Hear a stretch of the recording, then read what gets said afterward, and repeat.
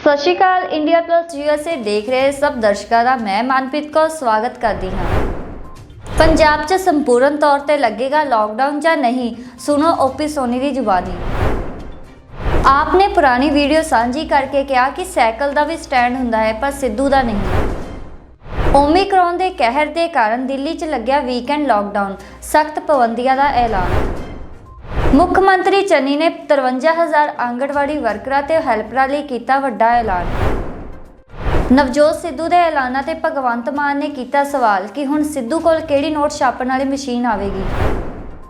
ਔਰਤਾਂ ਲਈ ਵੱਡੇ ਐਲਾਨ ਕਰਨ ਮਗਰੋਂ ਪੱਤਰਕਾਰਾਂ ਨੇ ਘੇਰਿਆ ਨਵਜੋਤ ਸਿੱਧੂ। ਆਓ ਸ਼ੁਰੂਆਤ ਕਰਦੇ ਹਾਂ ਅੱਜ ਦੀ ਪਹਿਲੀ ਇਸ ਵੱਡੀ ਖਬਰ ਤੋਂ। ਪੰਜਾਬ 'ਚ ਸੰਪੂਰਨ ਤੌਰ ਤੇ ਲੱਗੇਗਾ ਲੌਕਡਾਊਨ ਜਾਂ ਨਹੀਂ, ਸੁਣੋ ਓਪੀ ਸੋਨੀ ਦੀ ਜ਼ੁਬਾਨੀ। ਕੱਲ੍ਹ ਹੀ ਇਹ ਫੈਸਲਾ ਕੀਤਾ ਪੰਜਾਬ ਸਰਕਾਰ ਨੇ।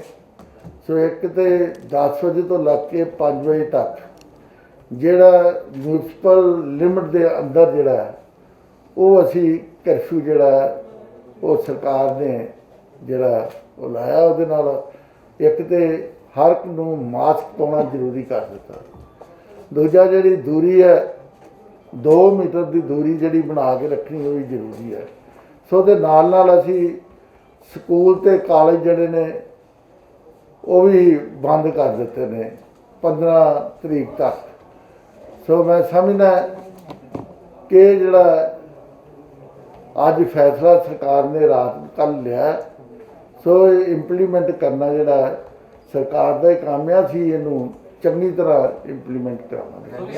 ਸਭ ਤੋਂ ਵੱਧ ਰੈਲੀਆਂ ਦੇ ਵਿੱਚ ਇਕੱਠ ਹੁੰਦਾ। ਪ੍ਰਧਾਨ ਮੰਤਰੀ ਕੱਲ੍ਹ ਵੱਡੀ ਰੈਲੀ ਕਰ ਰਹੇ, ਵੱਡਾ ਇਕੱਠ ਹੋਣ ਦੀ ਉਮੀਦ ਹੈ। ਪੋਲੀਟੀਕਲ ਪਾਰਟੀਆਂ ਵੱਖ-ਵੱਖ ਤਰ੍ਹਾਂ ਦੀ ਰੈਲੀਆਂ ਕਰ ਰਹੀਆਂ ਹੈਗੀ ਕਿ ਇਹਨਾਂ ਉੱਪਰ ਵੀ ਰੋਕ ਸਰਕਾਰ ਲਾਊ। ਇਲੈਕਸ਼ਨ ਦਾ ਟਾਈਮ ਵੇਖੋ, ਸੈਂਟਰ ਗਵਰਨਮੈਂਟ ਦੀ ਗਾਈਡਲਾਈਨ ਜਿਹੜੀਆਂ ਨੇ ਉਹ ਕਾਫੀ ਸਾਰੇ ਕੋਲ ਆਈਆਂ ਵੀ ਨੇ, ਪਰ ਹਜੇ ਜਿਹੜੇ ਵੱਡੇ ਇਕੱਠ ਨੇ ਵੈਸੇ ਤੇ ਜਿਸ ਤਰ੍ਹਾਂ ਹੁਣ ਕੇਸ ਆਉਣੇ ਚਾਲੂ ਹੋ ਗਏ, ਸੋ ਇਹਦੇ ਤੇ ਵੱਡੀਆਂ ਰੈਲੀਆਂ ਤੇ ਬੈਨ ਲੱਗਣਾ। ਤੇ ਜੇ ਅਸੀਂ ਸਕੂਲ ਕਾਲਜ ਬੰਦ ਕਰ ਰਹੇ ਹਾਂ ਤੇ ਰੈਲੀਆਂ ਤੇ ਮੈਂ ਸਮਝਦਾ ਇਹਦੀ ਮਨਾਹੀ ਹੋਣੀ ਚਾਹੀਦੀ ਹੈ ਵੱਡੀਆਂ ਰੈਲੀਆਂ ਤੇ। ਪਰ ਜਿੰਨਾ ਚਿਰ ਸੈਂਟਰ ਗਵਰਨਮੈਂਟ ਦੀ ਇਹੋ ਜਿਹੀ ਕੋਈ ਗਾਈਡਲਾਈਨ ਆਉਂਦੀ ਨਹੀਂ, ਉਹਨਾਂ ਚਿਰ ਅਜੇ ਕੋਈ ਇਹਦੇ 'ਤੇ ਫੈਸਲਾ ਹੋਇਆ ਨਹੀਂ। ਸੋ ਜਲਦੀ ਸਾਡੇ CM ਸਾਹਿਬ ਮੀਟਿੰਗ ਬੁਲਾ ਕੇ ਕਰੋਨਾ ਰਿਵਿਊ ਮੀਟਿੰਗ ਬੁਲਾ ਰਹੇ ਨੇ CM ਸਾਹਿਬ। ਸੋ ਉਹਦੇ 'ਚ ਪੰਜਾਬ ਸਰਕਾਰ ਵੱਲੋਂ ਜੋ ਵੀ ਡਾਇਰੈਕਸ਼ਨ ਆਏਗੀ, ਸੋ ਮੈਂ ਸਮਝਦਾ ਅਜੇ ਕੋਈ ਇਹੋ ਜਿਹਾ ਰੈਲੀਆਂ ਤੇ ਬੈਨ ਲਾਇਆ ਨਹੀਂ। ਸਰ, ਨਹੀਂ ਲੱਗਦਾ ਕਿ ਪੰਜਾਬ ਸਰਕਾਰ ਨੂੰ ਜਲਦ ਰੈਲੀਆਂ ਦੇ ਉੱਪਰ ਬੈਨ ਵੀ ਲਗਾਉਣਾ ਚਾਹੀਦਾ? ਸਰ ਦੇਖੋ, ਸਭ ਤੋਂ ਘੱਟ ਤਾਂ ਉੱਥੇ ਹੁੰਦਾ ਹੈ ਕਿਉਂਕਿ ਇਨੀਸ਼ੀਏਟਿਵ ਤਾਂ ਸਰਕਾਰ ਨੂੰ ਹੀ ਲੈਣਾ ਪਏਗਾ। ਸਰਕਾਰ ਜਲਦੀ ਇਹਦੇ ਤੇ ਫੈਸਲਾ ਲੈ ਰਹੀ ਹੈ। ਸਰ, ਵੈਕਸੀਨ ਦੀ ਕੀ ਅਪਡੇਟ ਹੈ ਜੀ? ਹੁਣ ਕਿਹਨੂੰ ਤੇ ਧਿਆਨ ਦਿੱਤਾ ਜਾਏਗਾ ਜੀ? ਵੈਕਸੀਨ ਜਿਹੜੀ ਆ ਉਹ ਲੱਗ ਰਹੀ ਹੈ, ਬੜੀ ਸਪੀਡ ਨਾਲ ਲੱਗ ਰਹੀ ਹੈ।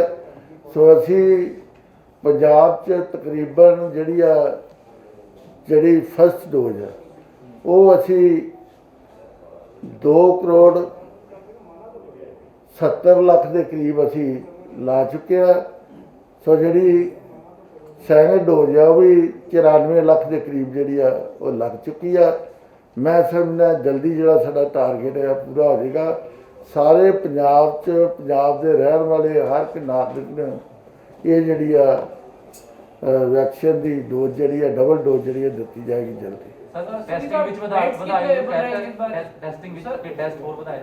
ਟੈਸਟ ਜਿਹੜੇ ਨੇ ਅਸੀਂ ਵਧਾ ਰਹੇ ਨੇ। ਥੋੜ੍ਹੀ ਮੁਸ਼ਕਿਲ ਸਾਨੂੰ ਆਈ ਹੈ, ਸਾਡੇ ਮੁਲਾਜ਼ਮ ਜਿਹੜੇ ਸੀ ਉਹ ਸਟ੍ਰਾਈਕ 'ਤੇ ਸੀ ਥੋੜ੍ਹੀ, ਉਹਦੇ ਕਰਕੇ ਸਾਡੇ ਟੈਸਟ ਜਿਹੜੇ ਨੇ ਘਟੇ ਸਨ। ਪਰ ਅਸੀਂ ਹਦਾਇਤਾਂ ਕਰਤੀਆਂ।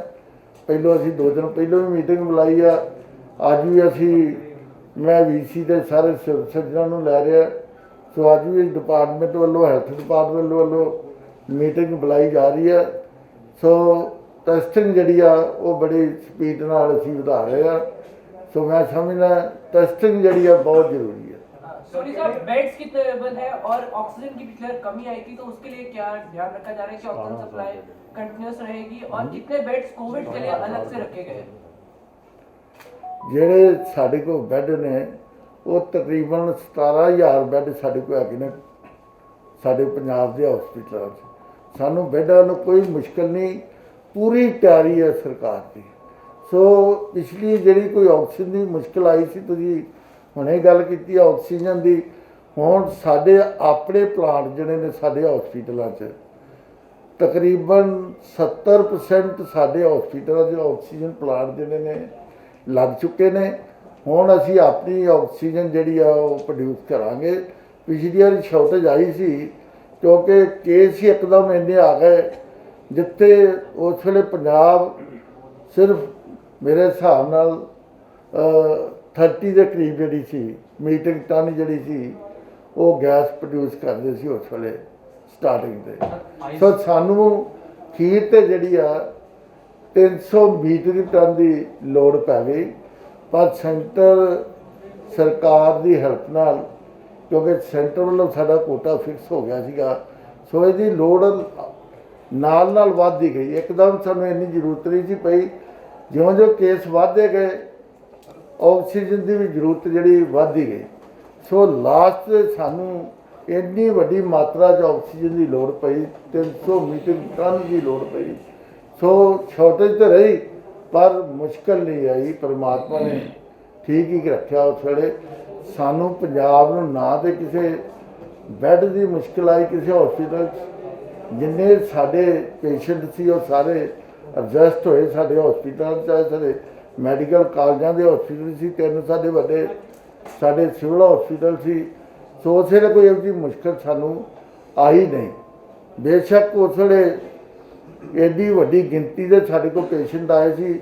ਅਸੀਂ ਤਾਂ ਬਾਹਰਲੀਆਂ ਸਟੇਟਾਂ 'ਚੋਂ ਜਿਹੜੇ ਪੇਸ਼ੈਂਟ ਆਏ ਉਹਨਾਂ ਨੂੰ ਐਡਮਿਟ ਕੀਤਾ ਸੀ ਆਪਣੇ hospital. Soni sir, third wave ਦੇ ਵਿੱਚ ਅਕਸਰ ਪ੍ਰੋਡਕਸ਼ਨ ਇਹ ਪਹਿਲਾਂ ਕੀਤੀ ਗਈ ਸੀ ਕਿ ਬੱਚਾ ਦੇ ਉੱਪਰ ਜ਼ਿਆਦਾ ਅਸਰ ਹੋ ਸਕਦਾ ਹੈ। ਕਿਆ ਬੱਚਿਆਂ ਦੇ ਲਈ ਸਪੈਸ਼ਲ ਕੁਝ ਵਾਰਡ ਜਾਂ ਕੁਝ ਮਤਲਬ ਚੀਜ਼ਾਂ ਤਿਆਰ ਕੀਤੀਆਂ ਗਈਆਂ? ਬਿਲਕੁਲ ਤਿਆਰ ਕੀਤੀਆਂ ਗਈਆਂ ਜੀ, ਬੱਚਿਆਂ ਲਈ ਤਿਆਰ ਕੀਤੀਆਂ ਗਈਆਂ। ਬੱਚਿਆਂ ਦੀ ਹੁਣ ਤੁਹਾਨੂੰ ਜਿੱਥੋਂ ਤੱਕ ਵੈਕਸੀਨ ਦਾ ਸਵਾਲ ਹੈ, 15 ਤੋਂ 18 ਸਾਲ ਦੇ ਬੱਚਿਆਂ ਨੂੰ ਕੱਲ੍ਹ ਤੋਂ ਅਸੀਂ ਸਟਾਰਟ ਕਰਤੀ ਹੈ ਵੈਕਸੀਨ ਹੀ। ਸੋ ਕੱਲ੍ਹ ਕਾਫੀ ਗਿਣਤੀ 'ਚ ਅਸੀਂ ਬੱਚਿਆਂ ਨੂੰ ਜਿਹੜੇ 15 ਤੋਂ 18 ਸਾਲ ਵਾਲੇ ਨੇ ਉਹਨਾਂ ਨੂੰ ਵੈਕਸੀਨ ਜਿਹੜੀ ਹੈ ਕੱਲ੍ਹ ਦਿੱਤੀ ਹੈ। ਸੋ ਮੈਂ ਸਮਝਦਾ ਸਾਡੇ ਕੋਲ 15 ਤੋਂ 18 ਸਾਲ ਵਾਲੇ 14 ਲੱਖ ਜਿਹੜੇ ਨੇ ਬੱਚੇ ਨੇ। ਹੁਣ ਅਸੀਂ ਹੋਰ ਕਰ ਰਹੇ ਹਾਂ ਕਿ ਸਕੂਲਾਂ 'ਚ ਅਸੀਂ ਕੈਂਪ ਜਿਹੜੇ ਆ ਲਵਾ ਰਹੇ ਹਾਂ। ਸੋ ਸਕੂਲਾਂ 'ਚ ਜਾ ਕੇ, ਸਕੂਲ ਤਾਂ ਬੰਦ ਹੋ ਗਏ ਪਰ ਫਿਰ ਵੀ ਅਸੀਂ ਸਾਡੇ ਜਿਹੜੀਆਂ ਟੀਮਾਂ ਨੇ ਜਿੱਥੇ ਜਿੱਥੇ ਲੋੜ ਹੋਵੇ ਉੱਥੇ ਜਾ ਕੇ ਕੈਂਪ ਲਾ ਕੇ ਵੈਕਸੀਨ ਜਿਹੜੀ ਲਾਉਣਗੇ। ਦੂਸਰੀ ਵੀ ਲੱਗ ਰਹੀ ਆ, ਇਹ ਬੱਚਿਆਂ ਦੀ 15 ਤੋਂ 18 ਸਾल वाले भी लग रही है। सर पॉजिटिविटी रेट 4.5% के आसपास पहुंच गया। अगर ये 5% होता है, क्या सरकार लॉकडाउन की तरफ सोच रही है? देखो जे कोई ਇਹੋ ਜਿਹੀ ਗੱਲ ਹੋਏਗੀ, ਸਰਕਾਰ ਕੱਲ੍ਹ ਵੀ ਅਸੀਂ ਫੈਸਲਾ ਲਿਆ ਸਰਕਾਰ ਨੇ, ਜਿਹੜਾ ਅਸੀਂ 10 ਤੋਂ 5 ਵਜੇ ਰਾਤ ਦੇ ਅਸੀਂ ਕਰਫਿਊ ਜਿਹੜਾ ਲਾ ਦਿੱਤਾ ਮਿਊਨਿਸਪਲ ਏਰੀਆ 'ਚ। ਸੋ ਉਹਦੇ ਵੱਲ ਅਸੀਂ ਹੋਟਲ ਰੈਸਟੋਰੈਂਟ ਇਹਨਾਂ 'ਚ ਵੀ 50% ਅਸੀਂ ਕਰਤਾ। ਜਿਹੜੀਆਂ ਏਸੀ ਬੱਸਾਂ ਉਹਨਾਂ 'ਚ ਵੀ 50% ਜਿਹੜੇ ਉਹ ਕਰਤਾ। ਸੋ ਮੈਂ ਸਮਝਦਾ ਜਿੱਥੇ ਜਿੱਥੇ ਜਿਸ ਤਰ੍ਹਾਂ ਦੀ ਲੋੜ ਪੈਗੀ ਸਰਕਾਰ ਉਹਦੇ 'ਤੇ ਫੈਸਲਾ ਲਏਗੀ। सर एक क्लैरिटी ਚਾਹੀਦੀ ਹੈ ਕਿ ਜਿਹੜਾ ਕਰਫਿਊ ਹੈ ਤੁਸੀਂ ਕਿ ਮਿਊਨਿਸਪਲ ਹੱਦ ਤੇ ਜਿਹੜੇ ਪਿੰਡ ਕਿਆ ਉਸ ਲਿਮਿਟ 'ਚ ਆ ਰਹੇ ਹੈ ਜਾਂ ਮਤਲਬ ਕੋਈ ਨਹੀਂ, ਉਹ ਉਸ ਲਿਮਿਟ 'ਚ ਨਹੀਂ ਆ ਰਹੇ। ਮਿਊਨਿਸਪਲ ਲਿਮਿਟ ਜਿਹੜੀ ਆ ਹਜੇ ਉਹਦੇ ਵਾਸਤੇ ਕੀਤਾ ਹੈ। सर ਕਿਹੜੇ ਜ਼ਿਆਦਾ ਕੇਸ ਆ ਰਹੇ, ਕਿਹੜੇ ਏਰੀਆ ਜ਼ਿਆਦਾ ਕੇਸ ਹੈ? ਵੇਖੋ ਪਟਿਆਲੇ 'ਚ ਜ਼ਿਆਦਾ ਆਏ ਨੇ ਕੇਸ ਸਾਡੇ ਕੋਲ। ਉਹਦੇ 'ਚ ਸਾਡੇ ਜਿਹੜੇ ਕਾਲਜ ਆ, ਯੂਨੀਵਰਸਿਟੀ ਆ, ਉਹਦੇ 'ਚ ਥਾਪਰ ਕਾਲਜ ਆ, ਕਾਫੀ ਕੇਸ ਜਿਹੜੇ ਨੇ ਉਹਦੇ 'ਚ ਆਏ ਨੇ। ਹਜੇ ਪਟਿਆਲੇ 'ਚ ਜ਼ਿਆਦਾ ਕੇਸ ਜਿਹੜੇ ਨੇ ਆਏ ਨੇ।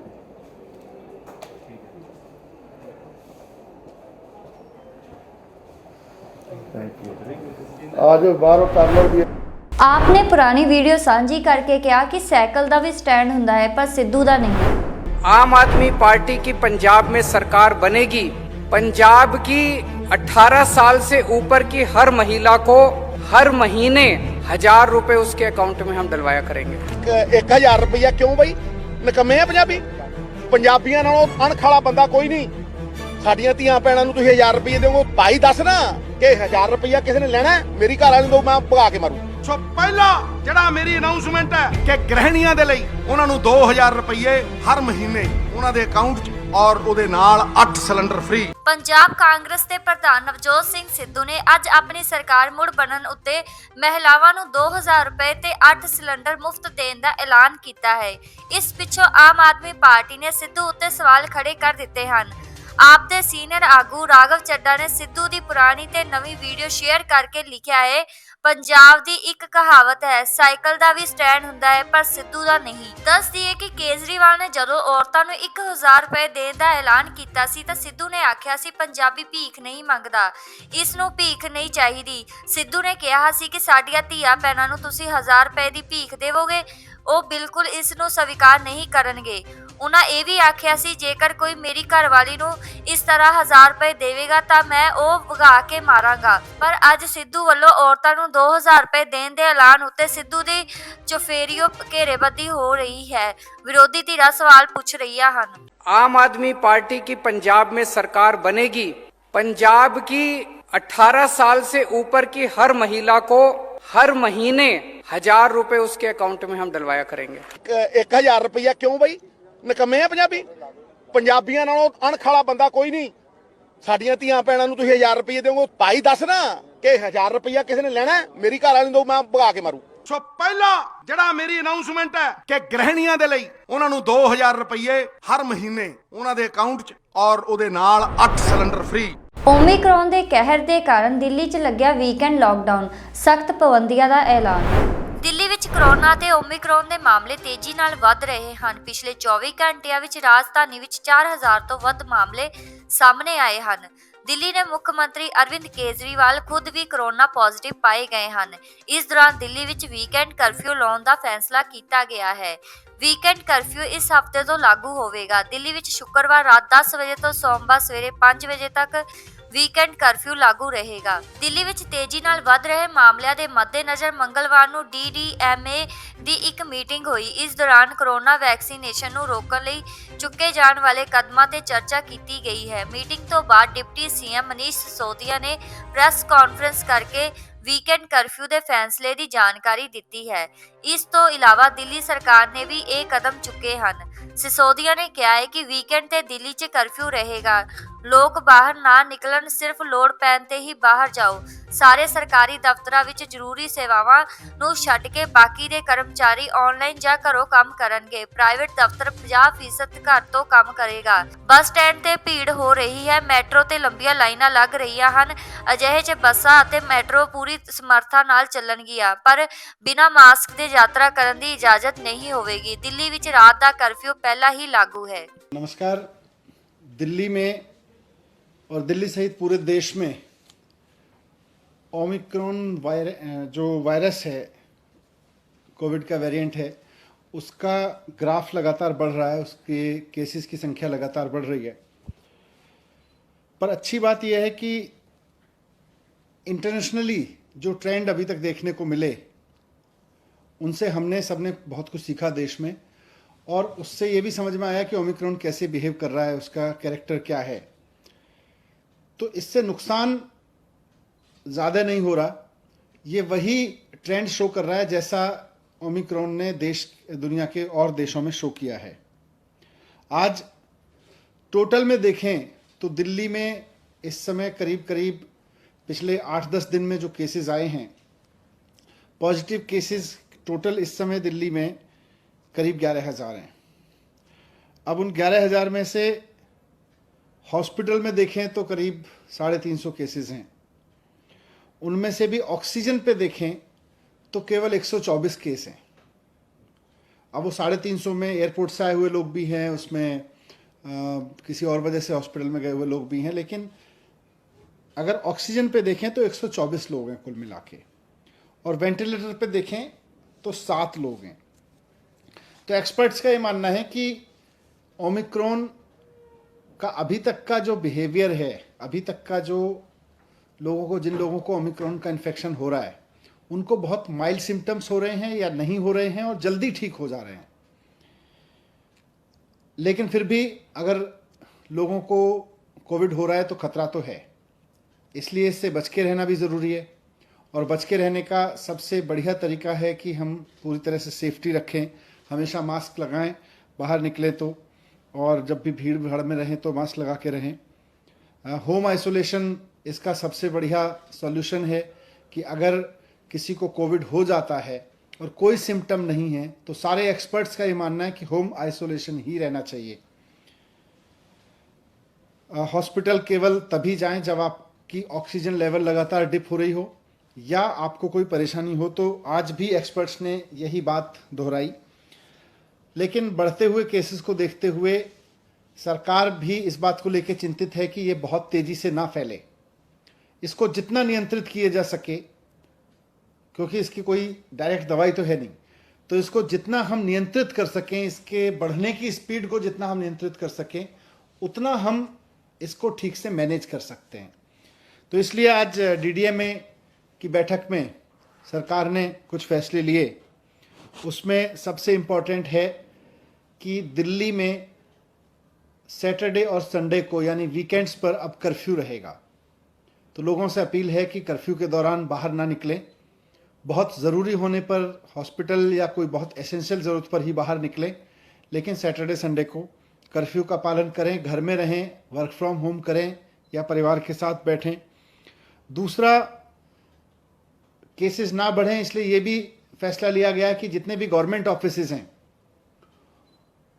उनमें एसेंशियल सर्विस वाले ऑफिसेज को छोड़कर सबको अभी दफ्तर आने से मना किया जाएगा और केवल ऑनलाइन या वर्क फ्रॉम होम कराया जाएगा। तो government offices work from home mode पे रहेंगे या ऑनलाइन मोड पे रहेंगे।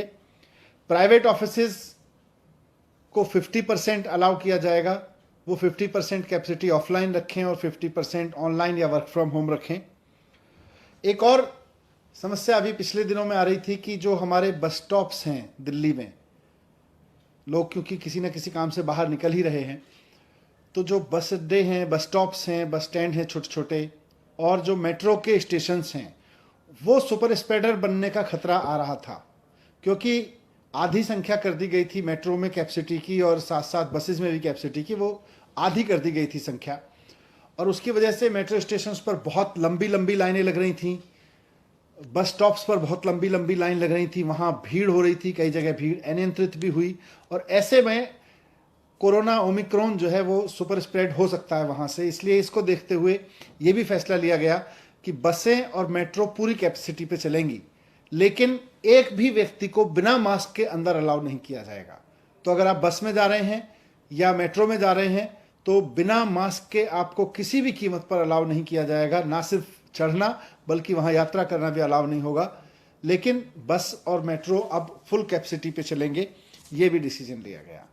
एक बार फिर से मैं कहूँगा कि घबराएं नहीं, घबराने की ज़रूरत नहीं है। मास्क को एक हथियार बनाएं, साथ साथ बहुत ज़रूरी हो तभी घर से बाहर निकलें, और जब निकलें तो अगर मेट्रो या ट्रेन से बस से जा रहे हैं तो उसमें भी ध्यान रखें कि मास्क लगा के चलेंगे। लेकिन सैटरडे संडे पूरी तरह से कर्फ्यू रहेगा। सर, कर्फ्यू रात में और दिन में उसको थोड़ा सा बता देगा? नहीं, रात में तो लगातार चल रहा है, ये दिन में भी रहेगा। और इसमें एसेंशियल सर्विसेज के लिए किन किन कैटेगरी को आप लोग? एसेंशियल सर्विसेज पहले से पिछले 2 साल से लगभग चल रहा है। तो खाने से लेके और मेडिकल से लेके और पुलिस और इस तरह की जितनी भी चीज़ें हैं एसेंशियल सर्विस में, इमरजेंसी सर्विसेज में, फूड आइटम, सब्जी और ये सब को नहीं रोका जाएगा।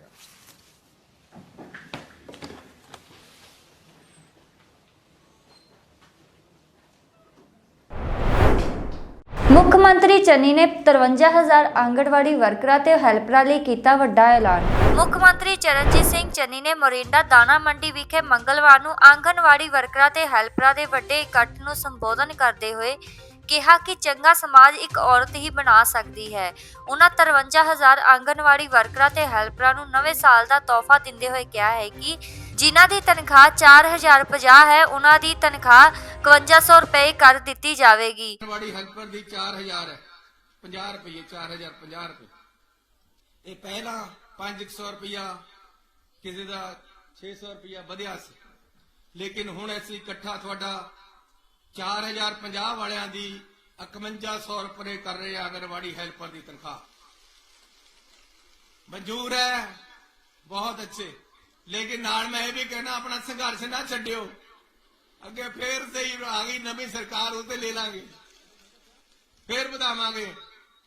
दूसरा 5300 रुपए वालियां दी जेड़ी आंगनवाड़ी वर्कर है मिन्नी, उन्हां दी 5300 तो 6300 रुपया कर रहे हैं।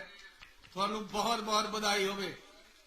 ਤੇ 8100 ਰੁਪਏ ਵਾਲੇ ਜਿਹੜੇ ਆਂਗਨਵਾੜੀ ਵਰਕਰ ਹੈ ਉਹਨਾਂ ਦੀ 9500 ਰੁਪਏ ਤਨਖਾਹ ਕਰ ਰਹੇ। ਤੁਹਾਨੂੰ ਸਾਰਿਆਂ ਨੂੰ ਬਹੁਤ ਬਹੁਤ ਵਧਾਈ। ਲੇਕਿਨ ਗੱਲ ਇੱਥੇ ਖਤਮ ਨਹੀਂ ਹੋ ਰਹੀ। ਇਹ ਇੱਕ ਵਾਰ ਹੁਣ ਵਧਾਈ ਹੈ, ਲੇਕਿਨ ਹਰ ਸਾਲ ਆਂਗਨਵਾੜੀ ਵਰਕਰ ਹੈ ਜਿਹੜੇ ਉਹਨਾਂ ਦੀ 500 ਰੁਪਏ ਤਨਖਾਹ ਵਧੇਗੀ ਹਰ 1 ਜਨਵਰੀ ਨੂੰ। ਇਹ ਕਾਨੂੰਨ ਬਣਾ ਦੇਣਾ ਹੈ, ਬਣ ਗਿਆ ਕਾਨੂੰਨ, ਬਣਾ ਨਹੀਂ ਦੇਣਾ। ਇੱਕ ਮਿੰਨੀ ਆਂਗਨਵਾੜੀ ਵਰਕਰ ਦੀ 250 ਰੁਪਇਆ ਤੇ ਆਂਗਨਵਾੜੀ ਹੈਲਪਰ ਦੀ 250 ਰੁਪਇਆ ਹਰ ਸਾਲ ਵੀ ਤਨਖਾਹ ਵਧੇ ਕਰੇਗੀ 1 ਜਨਵਰੀ ਨੂੰ। ਲੇਕਿਨ ਕਈ ਵਾਰ ਕਹਿ ਦਿੰਦੇ ਹੈ ਵੀ ਇਹ ਐਲਾਨ ਹੀ ਕਰਦਾ ਹੈ। ਮੈਂ ਐਲਾਨ ਨਹੀਂ ਇਕੱਲੇ ਕਰਦਾ। ਸਾਡੀ ਰਜ਼ੀਆ ਸੁਲਤਾਨ ਭੈਣ ਜੀ ਜਿਉਂਦੀ ਰਹੇ ਤੇ ਨਾਲ ਸਾਡਾ ਵਿੱਤ ਮੰਤਰੀ ਐਸੀ ਤੁਹਾਨੂੰ ਨੋਟੀਫਿਕੇਸ਼ਨ ਨਾਲ ਕਰਕੇ ਲਿਆਏ ਜਿਹੜਾ ਅੱਜ ਐਲਾਨ ਕਰ ਰਹੇ। ਮੈਂ ਨੋਟੀਫਿਕੇਸ਼ਨ ਪੜ੍ਹ ਕੇ ਸੁਣਾ ਦਿੰਦਾ।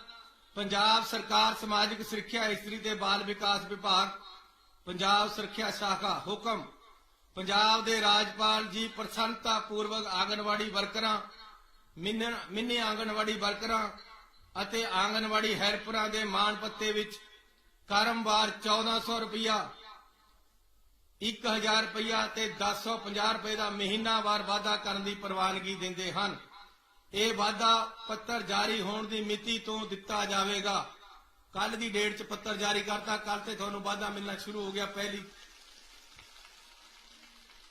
ਤੇ ਨਾਲ ਉਹ ਸਾਡੀ ਭੈਣ ਬੈਠੀ ਹੈ ਰਾਜੀ श्रीवास्तव आए दे साइड थले हुए वे आ थोड़ा नोटिफिकेशन जारी हो गया। दूसरा नोटिफिकेशन पंजाब सरकार समाजिक सुरक्षा इस्त्री दे बाल विभाग समाजिक सुरक्षा शाखा हुक्म पंजाब दे राजपाल जी प्रसन्नता पूर्वक आंगनवाड़ी वर्करां, मिनी आंगनवाड़ी वर्करां ਅਤੇ आंगनवाड़ी ਹੈਲਪਰਾਂ ਦੇ ਮਾਣ ਭੱਤੇ ਵਿੱਚ ਕਰਮਵਾਰ 500 ਰੁਪਏ, 250 ਰੁਪਏ ਅਤੇ 250 ਰੁਪਏ ਸਾਲਾਨਾ ਵਾਧਾ ਕਰਨ ਦੀ ਪ੍ਰਵਾਨਗੀ ਦਿੰਦੇ ਹਨ।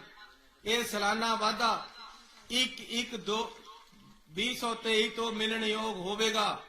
ਮਤਲਬ ਹਰ ਸਾਲ 1 ਸਾਲ ਬਾਅਦ ਅਗਲੀ ਜਨਵਰੀ ਤੋਂ ਸਾਲਾਨਾ ਵਾਧਾ ਹੋਏਗਾ। ਤੁਹਾਨੂੰ ਹਰ ਸਾਲ ਤੁਹਾਡੀ ਇਸ ਤਰ੍ਹਾਂ ਹੀ ਤਨਖਾਹ ਵਧੇਗੀ। ਤੇ ਜਿਹੜੇ ਤੁਹਾਡਾ 1400 ਰੁਪਇਆ, 1000 ਤੇ 1050 ਰੁਪਇਆ ਵਧਿਆ, ਉਹ ਪਹਿਲੀ ਤਰੀਕ ਜਿਹੜੀ ਲੰਘ ਚੁੱਕੀ ਹੈ ਇਸ ਤੋਂ ਲਾਗੂ ਹੋ ਜਾਏਗਾ। ਅਗਲੇ ਮਹੀਨੇ ਤੁਹਾਨੂੰ ਵਧਾ ਕੇ ਤਨਖਾਹ ਮਿਲੇਗੀ। ਸੋ ਮੈਨੂੰ ਖੁਸ਼ੀ ਹੈ ਕਿ ਮੈਂ ਆਪਣੀਆਂ ਭੈਣਾਂ ਦੇ ਕੰਮ ਆ ਸਕਿਆ, ਆਪਣੀਆਂ ਮਾਵਾਂ ਦੇ ਕੰਮ ਆ ਸਕਿਆ, ਆਪਣੀਆਂ ਧੀਆਂ ਦੇ ਕੰਮ ਆ ਸਕਿਆ। ਤੇ ਤੁਹਾਡੇ ਲੀਡਰਾਂ ਨੂੰ ਮੈਂ ਇੱਕ ਦਿਨ ਕਿਹਾ, ਮੈਂ ਕਿਹਾ ਸਟੇਜ ਪਰ ਬੋਲਣਾ ਪਊਗਾ। ਫਿਰ ਉਸ ਦਿਨ ਕਹਿੰਦੀ ਸਾਨੂੰ ਸਰਕਾਰ ਦੇ ਹੱਕ 'ਚ ਬੋਲਣ ਦੀ ਆਦਤ ਨਹੀਂ ਹੈ। ਸੋ ਹੁਣ ਹੱਕ 'ਚ ਬੋਲਣ ਦੀ ਆਦਤ ਅੱਜ ਤੇ ਪਾ ਲਿਓ। ਤੁਹਾਡੇ ਭਰਾ ਦੀ ਸਰਕਾਰ ਹੈ। ਇੱਕ ਵਾਰ ਹੁਣ ਪੰਜਾਬ ਸਰਕਾਰ ਦਾ ਨਾਂ ਦਾ ਵੀ ਲਾਰਾ ਮਾਰ ਦਿਓ, ਪੰਜਾਬ ਸਰਕਾਰ, ਪੰਜਾਬ ਸਰਕਾਰ। ਨਵਜੋਤ ਸਿੱਧੂ ਦੇ ਐਲਾਨਾਂ ਤੇ ਭਗਵੰਤ ਮਾਨ ਨੇ ਕੀਤਾ ਸਵਾਲ ਕਿ ਹੁਣ ਸਿੱਧੂ ਕੋਲ ਕਿਹੜੀ ਨੋਟ ਛਾਪਣ ਵਾਲੀ ਮਸ਼ੀਨ ਆਵੇਗੀ। ਆਪ ਦੇ ਪੰਜਾਬ ਪ੍ਰਧਾਨ ਭਗਵੰਤ ਮਾਨ ਨੇ ਪੰਜਾਬ ਕਾਂਗਰਸ ਦੇ ਸੂਬਾ ਪ੍ਰਧਾਨ ਨਵਜੋਤ ਸਿੰਘ ਸਿੱਧੂ ਵੱਲੋਂ ਔਰਤਾਂ ਲਈ ਕੀਤੇ ਗਏ ਐਲਾਨ ਤੇ ਟਿੱਪਣੀ ਕੀਤੀ ਹੈ। ਉਨ੍ਹਾਂ ਕਿਹਾ ਹੈ ਕਿ ਜਦੋਂ ਮੁੱਖ ਮੰਤਰੀ ਅਰਵਿੰਦ ਕੇਜਰੀਵਾਲ ਨੇ ਪੰਜਾਬ ਦੀਆਂ ਔਰਤਾਂ ਨੂੰ 1-1000 ਰੁਪਏ ਦੇਣ ਦਾ ਐਲਾਨ ਕੀਤਾ ਸੀ, ਉਦੋਂ ਸਾਰੇ ਕਾਂਗਰਸੀ ਕੇਜਰੀਵਾਲ ਤੇ ਉਨ੍ਹਾਂ ਤੋਂ ਪੁੱਛਦੇ ਸਨ ਕਿ ਔਰਤਾਂ ਲਈ ਪੈਸਾ ਕਿੱਥੋਂ ਆਵੇਗਾ। ਅੱਜ ਸਿੱਧੂ ਖੁਦ ਮੁਫਤ ਸਕੀਮਾਂ ਦਾ ਐਲਾਨ ਕਰਨ ਲੱਗ ਪਏ ਹਨ। ਉਨ੍ਹਾਂ ਕਿਹਾ ਹੈ ਕਿ ਹੁਣ ਸਿੱਧੂ ਕੋਲ ਕਿਹੜੀ ਨੋਟ ਛਾਪਣ ਵਾਲੀ ਮਸ਼ੀਨ ਆਵੇਗੀ। ਫਿਰੋਜ਼ਪੁਰ ਉਹ ਤਾਂ ਪਾਰਲੀਮੈਂਟ 'ਚ ਵੀ ਕਹਿੰਦਾ ਰਹਿਣਾ। मैं तो पार्लियामेंट च बोलता सी, मैं क्या 15 लाख की रकम लिखने से पहले स्याही सूख जाती है। काले धन के बारे में सोचता हूं तो कलम रुक जाती है। हर बात ही, हर वादा ही जुमला निकला। मोदी जी अब तो ये भी शक है कि चाय बनानी आती है। शर्त ला लो चाह भी नहीं बनानी आती होनी, क्योंकि उदों स्टेशन ही नहीं बनया सी जदों कहंदा मैं रेडी लाई हुई सी। वो हद है यार। तुसी किसी पक्ष दे लोकां दे हक च उतरो। आम आदमी पार्टी जो कहती है वो करती है। आम आदमी पार्टी ओही कहती है जो कर सकती है। 4 ਵਾਅਦੇ ਕਰ ਲੋ, 5 ਪੂਰੇ ਕਰ ਦੋ, ਲੋਕ ਸ਼ਾਬਾਸ਼ੀ ਦੇਣਗੇ ਯਾਰ ਵਧਾਤਾ। 4 ਕਰਕੇ 3 ਪੂਰੇ ਕਰੋਗੇ, ਲੋਕ ਲਾਂਭਾ ਦੇਣਗੇ। ਅਸੀਂ ਲਾਂਭਾ ਨਹੀਂ ਲੈਣਾ, ਅਸੀਂ ਉਨਾ ਹੀ ਕੰਮ ਕਰਾਂਗੇ ਜਿੰਨਾ ਸਾਨੂੰ ਪਤਾ ਹੈ ਕਿ ਇੰਨਾ ਬਜਟ ਹੈਗਾ। ਹੁਣ ਅਸੀਂ ਅਨਾਉਂਸਮੈਂਟ ਕੀਤੀ ਕਿ 1000 ਰੁਪਇਆ 18 ਸਾਲ ਤੋਂ ਉੱਪਰ ਜਿਹੜੀ ਵੀ ਮਾਂ ਭੈਣ ਧੀ ਪੰਜਾਬ ਦੀ, ਉਹਨਾਂ ਦੇ ਖਾਤੇ 'ਚ ਪਾਵਾਂਗੇ। ਲਾਗੇ ਕੇਜਰੀਵਾਲ ਨੂੰ ਗਾਲਾਂ ਕੱਢਣ, ਇਹ ਤਾਂ ਮੁਫਤਖੋਰੀ ਦੀ ਆਦਤ ਪਾਈ ਜਾਂਦਾ ਹੈ, ਇਹ ਤਾਂ ਸਿਰ ਤੇ ਚੜਾਊਗਾ ਇਹ ਲੇਡੀਜ਼ ਨੂੰ, ਇਹ ਤਾਂ ਪੈਸੇ ਕਿੱਥੋਂ ਲਿਆਊਗਾ। 8200 ਤੋਂ 8500 ਕਰੋੜ ਰੁਪਏ ਤੱਕ ਦਾ ਬਜਟ ਹੈ ਜੀ। ਜੇ 1000 ਰੁਪਇਆ ਹਰ ਇੱਕ ਮਾਂ ਭੈਣ ਧੀ ਦੇ ਖਾਤੇ 'ਚ ਪਾਉਣਾ ਹੈ, 8200 ਕਰੋੜ। ਕੱਲਾ ਰੇਤਾ ਮਾਫੀਆ ਕਾਬੂ ਕਰ ਲੋ, 20000 ਕਰੋੜ ਰੁਪਇਆ ਖਜ਼ਾਨੇ 'ਚ ਆ ਜੂ। ਉਹ ਚੋਂ ਜੇ 8200 ਕਰੋੜ ਮਾਵਾਂ ਭੈਣਾਂ ਨੂੰ ਦੇ ਦਾਂਗੇ ਮਾਨ ਸਨਮਾਨ, ਤਾਂ ਕੀ ਹਰਜ ਹੈ ਬਈ। ਲੋਕਾਂ ਦਾ ਪੈਸਾ ਬਚਾ ਕੇ, ਖਜ਼ਾਨਾ ਭਰ ਕੇ ਲੋਕਾਂ ਨੂੰ ਕਿਸੇ ਨਾ ਕਿਸੇ ਰੂਪ 'ਚ ਵਾਪਸ ਦੇਣ ਨੂੰ ਮੁਫਤਖੋਰੀ ਥੋੜੀ ਕਹਿੰਦੇ ਨੇ। ਬਾਹਰਲੇ ਮੁਲਕਾਂ 'ਚ ਵੀ ਮਿਲਦੀ ਹੈ ਇਹ, ਉਹਨੂੰ ਸੋਸ਼ਲ ਸਿਕਿਉਰਿਟੀ ਕਹਿੰਦੇ ਨੇ ਉੱਥੇ। ਸਭ ਤੋਂ ਪਹਿਲਾਂ ਸਿੱਧੂ ਕਹਿੰਦਾ ਭਿਖਾਰੀਆਂ ਸੀ, ਸਾਡੀਆਂ ਮਾਵਾਂ ਧੀਆਂ ਨੂੰ 1000 ਰੁਪਇਆ ਦਿਓ, ਮੇਰੀ ਘਰ ਨੂੰ 1000 ਰੁਪਇਆ ਦਿਓ, ਭਗਾ ਕੇ ਮਾਰੂਗੀ ਉਹ। ਅਸੀਂ ਨਹੀਂ 1000 ਲੈਣੇ।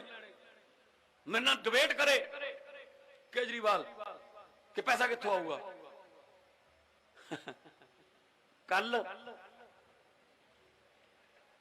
ਕੱਲ ਕੀ ਕਰਦਾ ਸੀ,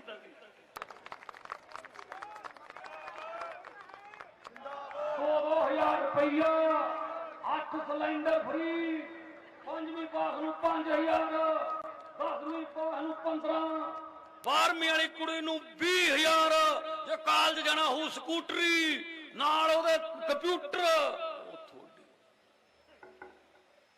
ਹੁਣ ਕੋਈ ਮਸ਼ੀਨ ਤੇ ਆ ਗਈ ਨੋਟ ਛਾਪਣ ਵਾਲੀ। ਐਸੇ ਗੱਲ ਤੇ ਲੜਾਈ ਹੋ ਗਈ ਰਾਤ ਕਾਂਗਰਸ ਦੀ। ਸਿੱਧੂ ਨੂੰ ਬੁਲਾ ਰੱਖਿਆ ਉੱਥੇ, ਹੁਣ ਦਿੱਲੀ ਬੁਲਾ ਰੱਖਿਆ। ਉਹ ਪ੍ਰਤਾਪ ਬਾਜਵਾ ਮੈਨੀਫੈਸਟੋ ਕਮੇਟੀ ਦਾ ਚੇਅਰਮੈਨ ਹੈ, ਉਹ ਕਹਿੰਦਾ ਮੈਨੂੰ ਕਾਹਦੇ ਵਾਸਤੇ ਰੱਖਿਆ, ਕਹਿੰਦਾ ਮੈਨੀਫੈਸਟੋ ਤਾਂ ਇਹੀ ਬਣਾਈ ਜਾਂਦਾ ਹੈ।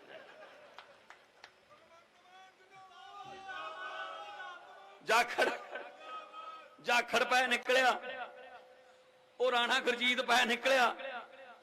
ਇੱਥੇ ਸਰਕਾਰ ਸਕੂਰ ਨਹੀਂ ਚੱਲ ਰਹੀ, ਪਿਛਲੇ 100 ਦਿਨ ਤੋਂ ਸਰਕਾਰ ਨਹੀਂ ਚੱਲ ਰਹੀ, ਸਰਕਸ ਚੱਲ ਰਹੀ ਹੈ। ਚੰਨੀ ਦੀ ਜਾਖੜ ਨਾਲ ਨਹੀਂ ਬਣਦੀ, ਜਾਖੜ ਦੀ ਬਾਜਵੇ ਨਾਲ ਨਹੀਂ ਬਣਦੀ, ਬਾਜਵੇ ਦੀ ਰੰਧਾਵੇ ਨਾਲ ਨਹੀਂ ਬਣਦੀ, ਰੰਧਾਵੇ ਦੀ ਬਿੱਟੂ ਨਾਲ ਨਹੀਂ ਬਣਦੀ, ਬਿੱਟੂ ਦੀ ਸਿੱਧੂ ਨਾਲ ਨਹੀਂ ਬਣਦੀ, ਸਿੱਧੂ ਦੀ ਕਿਸੇ ਨਾਲ ਵੀ ਨਹੀਂ ਬਣਦੀ। ਆ ਚੱਲ ਰਿਹਾ ਹੈ, ਸਰਕਾਰ ਚੱਲ ਰਹੀ ਹੈ। ਜੇ ਸਰਕਾਰ ਚੱਲਦੀ ਹੁੰਦੀ ਬੰਬ ਬਲਾਸਟ ਹੁੰਦੇ ਇੱਥੇ। ਗ੍ਰਹਿ ਮੰਤਰੀ ਤਾਂ ਬਿਜ਼ੀ ਹੈ, ਨਾਕੇ ਤੇ ਖੜ ਕੇ ਕਿਸੇ ਛੋਟੇ ਮੋਟੇ ਹੌਲਦਾਰ ਨੂੰ ਸਸਪੈਂਡ ਕਰ ਦਿੰਦਾ, ਤੇਰੇ ਵਰਦੀ ਵਾਲੇ ਬੂਟ ਨਹੀਂ ਪਾਏ ਹੋਏ ਸੀ। ਲੈ, ਇਹ ਤੇਰਾ ਕੰਮ ਹੈ ਭਾਈ, ਹੋਮ ਮਿਨਿਸਟਰ ਹੈ ਤੂੰ ਲਾਅ ਐਂਡ ਆਰਡਰ ਦੇਖ ਸਾਰੇ ਪੰਜਾਬ ਦਾ। ਬੇਅਦਬੀਆਂ ਹੋ ਰਹੀਆਂ ਨੇ, ਫਾਇਰਿੰਗਾਂ ਹੋ ਰਹੀਆਂ ਨੇ, ਲੁੱਟ ਖਸੁੱਟਾਂ ਹੋ ਰਹੀਆਂ ਨੇ, ਬਲਾਸਟ ਹੋ ਰਹੇ ਨੇ, ਕਿਉਂਕਿ ਕਮਜ਼ੋਰ ਸਰਕਾਰ ਹੈ। ਸਰਕਾਰ ਦਾ ਲੋਕਾਂ ਵੱਲ ਧਿਆਨ ਹੀ ਹੈ ਨਹੀਂ, ਲਾਵਾਰਿਸ ਛੱਡੇ ਹੋਏ ਆਪਾਂ। ਫਿਰ ਜ਼ਿੰਮੇਵਾਰ ਲੀਡਰ ਨੇ ਸਿੱਧੂ ਸਾਹਿਬ, ਉਹ ਕੀ ਕਹਿੰਦੇ ਨੇ, ਨਾਲ ਖੜਾ ਲੈਂਦੇ ਕਿਸੇ ਐਮਐਲਏ ਨੂੰ। ਆ ਮੇਰਾ ਐਮਐਲਏ ਗਾਡਰ ਵਰਗਾ, ਇਹ ਮਾਰੇ ਖੰਗੂਰਾ ਤਾਂ ਥਾਣੇਦਾਰ ਦੀ ਪੈਂਟ ਹੋ ਜੇ ਗਿੱਲੀ। ਯਾਰ ਗੱਲ ਹੈ ਯਾਰ, ਇਹ ਆਪਣੀ ਧੀਆਂ ਪੁੱਤ ਨੇ, ਆਪਣੀ ਚਾਚੇ ਤਾਏ ਨੇ, ਇਹਨਾਂ ਦੀ ਨੌਕਰੀ ਹੈ, 24 ਘੰਟੇ ਨੌਕਰੀ ਹੈ। ਬੱਚਿਆਂ ਦੇ ਬਰਥਡੇ ਨਹੀਂ ਮਨਾ ਸਕਦੇ ਇਹ, ਜੇ ਮਨਾਉਣਗੇ ਨਾ ਤਾਂ ਕਿਸੇ ਨਾਲ ਡਿਊਟੀ ਬਦਲ ਕੇ ਜਾਂਦੇ ਨੇ, ਫਿਰ ਉੱਥੇ ਫੋਟੋ ਨਹੀਂ ਖਿਚਾ ਸਕਦੇ, ਕਿਉਂਕਿ ਜੇ ਫੋਟੋ ਕਿਤੇ ਸੋਸ਼ਲ ਮੀਡੀਆ ਤੇ ਆ ਗਈ ਤਾਂ ਉਸ ਵੇਲੇ ਡਿਊਟੀ ਤੇ ਸੀ, ਤੁਸੀਂ ਘਰੇ ਕਿਉਂ ਗਏ। ਇਹਨਾਂ ਨੂੰ 100 ਰੁਪਇਆ ਮਿਲਦਾ ਇਹਨਾਂ ਦੀ ਤਨਖਾਹ 'ਚ। ਸਿੱਧੂ ਸਾਹਿਬ ਨੂੰ ਦੱਸਦਾ ਚਾਹਾਂ ਵੀ ਤੁਸੀਂ ਰੋਟੀ ਖਾ ਲਿਆ ਕਰੋ ਬਾਹਰੋਂ, ਕਿਉਂਕਿ ਰਹਿਣਾ ਤਾਂ ਬਾਹਰ ਹੀ ਹੁੰਦਾ। 100 ਰੁਪਇਆ ਮਿਲਦਾ ਜੀ ਮਹੀਨੇ ਦਾ, 3 ਰੁਪਏ 33 ਪੈਸੇ ਹੋ ਗਏ ਇੱਕ ਦਿਨ ਦੇ। ਅੱਜ ਵੀ ਰੋਟੀ। ਔਰਤਾਂ ਲਈ ਵੱਡੇ ਐਲਾਨ ਕਰਨ ਮਗਰੋਂ ਪੱਤਰਕਾਰਾਂ ਨੇ ਘੇਰਿਆ ਨਵਜੋਤ ਸਿੱਧੂ। ਧੀਆਂ ਭੈਣਾਂ ਬੇਟੀਆਂ ਔਰਤਾਂ, ਉਹਨਾਂ ਦੇ ਲਈ ਇੱਕ ਵੱਡਾ ਰੋਡ ਮੈਪ ਉਹਨਾਂ ਦੀ ਖੁਦ ਮੁਖਤਿਆਰੀ ਦੇ ਲਈ, ਉਹਨਾਂ ਦੇ ਮਾਨ सम्मान ਇੱਜ਼ਤ ਦੇ ਲਈ ਇੱਕ ਏਜੰਡਾ ਉਹ ਬਹੁਤ ਇੰਪੋਰਟੈਂਟ ਹੈ।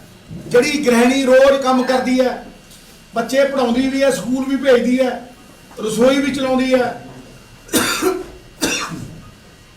ਉਹਦੇ ਲਈ ਅਸੀਂ ਕਿੰਨੇ ਕੁ ਫਿਕਰਮੰਦ ਹਾਂ। ਇਹ ਗੱਲਬਾਤ ਉੱਥੋਂ ਸ਼ੁਰੂ ਹੋਈ। ਅਗਰ ਅੱਜ ਦੇਖਿਆ ਜਾਏ ਡ੍ਰੌਪ ਆਊਟਸ, ਜਿੰਨੇ ਮੁੰਡੇ ਡ੍ਰੌਪ ਆਊਟ ਕਰਦੇ ਆ ਸਕੂਲਾਂ ਤੇ ਕਾਲਜਾਂ ਚੋਂ, ਕੁੜੀਆਂ ਡਿਊੜੀਆਂ ਨੇ, ਕਿਉਂਕਿ ਮਾਂ-ਬਾਪ ਕਹਿੰਦੇ ਨੇ 18 ਦੀ ਹੋ ਗਈ ਵਿਆਹ ਦਿਓ। ਸਕੂਲ ਭੇਜਣ ਦੇ ਵਿੱਚ ਪੱਖਪਾਤ ਹੋਏਗੀ। ਇਸ ਕਰਕੇ ਪੰਜਾਬ ਮਾਡਲ ਧੀਆਂ ਭੈਣਾਂ ਬੇਟੀਆਂ ਨੂੰ ਪੰਜਾਬ ਦੇ ਵਿੱਚ ਬਰਾਬਰ ਦਾ ਹਿੱਸੇਦਾਰ, ਭਾਗੀਦਾਰ ਔਰ ਸ਼ੇਅਰ ਹੋਲਡਰ ਬਣਾਉਣਾ ਚਾਹੁੰਦਾ ਹੈ। ਸੋਨੀਆ ਮੈਡਮ ਦੀ ਸੋਚ, ਪ੍ਰਿयंका जी ਦੀ ਸੋਚ ਅਸੀਂ ਸ਼ੁਰੂਆਤ ਕਰ ਚੁੱਕੇ ਹਾਂ, ਕਿਉਂਕਿ 50% ਰਿਜ਼ਰਵੇਸ਼ਨ ਮੁਨਸਿਪੈਲਿਟੀਆਂ ਦੇ ਵਿੱਚ ਔਰਤਾਂ ਨੂੰ ਦਿੱਤੀ ਜਾ ਚੁੱਕੀ ਹੈ ਆਲਰੇਡੀ। यूपी ਦੇ ਵਿੱਚ 40% ਅਨਾਉਂਸ ਹੋਈ ਹੈ, ਪ੍ਰਿयंका जी ਨੇ ਕੀਤੀ ਹੈ। ਲੇਕਿਨ ਇਹ ਇੱਕ different category of self reliance model है। ये कोई खैरात नहीं है, ये आत्मनिर्भरता का एक प्रतीक है। ਇਹਦੇ ਚ ਅਸੀਂ ਸ਼ੁਰੂਆਤ ਜਿਹੜੀ ਹੈਗੀ ਹੈ